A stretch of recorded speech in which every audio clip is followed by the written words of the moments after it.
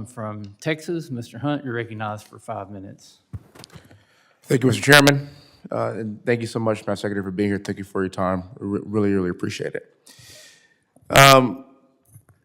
Wind and solar are booming. And I know that because I'm from Texas. And when I drive across my great state, I could see the industry growing at a pretty rapid pace.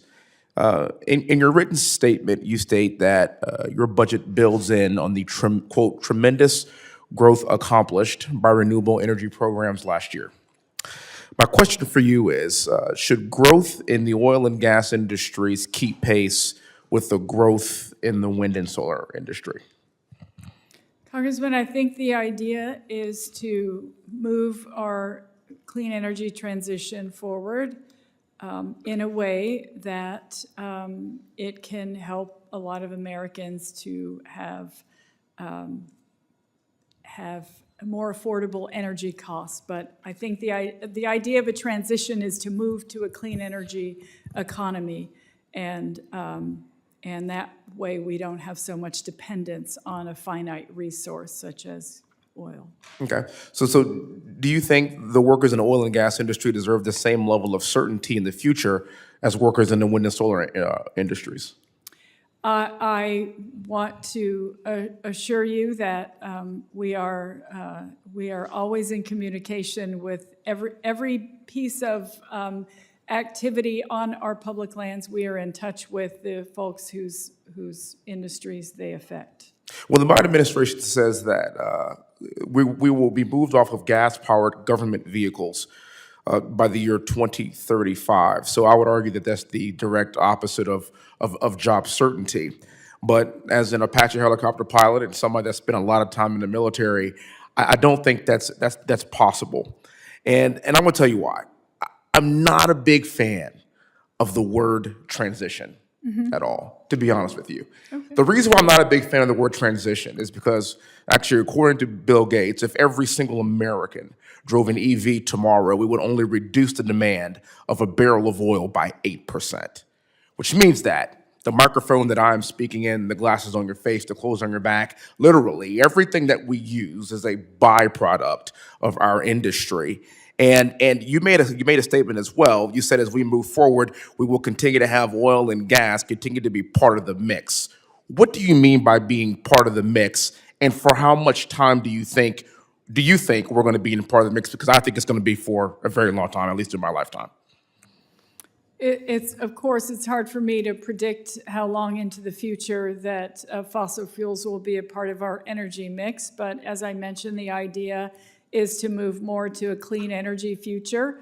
That provides a lot of jobs for folks. And we will continue to make sure that we can have jobs for folks in that industry.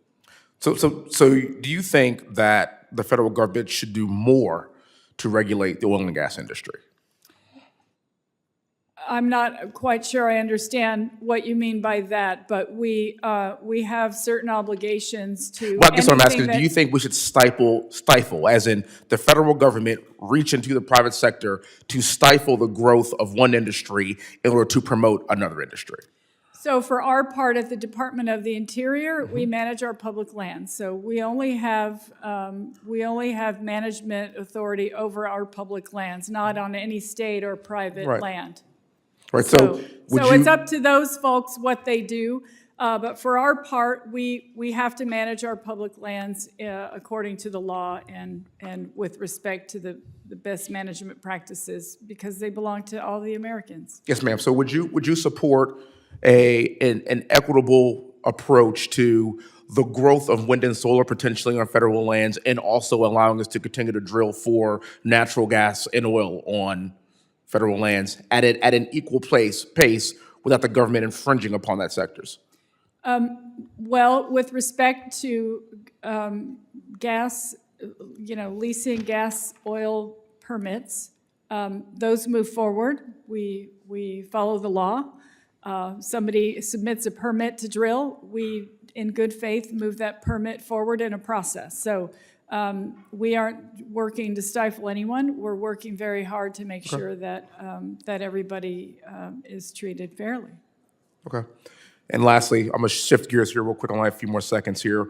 In your written testimony, you said the Interior continues to work across the department to expand equity, diversity, and inclusion. What exactly does that mean? It means that we want our department to look like America. We want everyone to have an opportunity to be a part of our really wonderful department that cares for our public lands and our cultural heritage. Let me add one more thing, and then I will close on this, ma'am. The word that I think is missing from this statement, though, is also qualified. Qualified.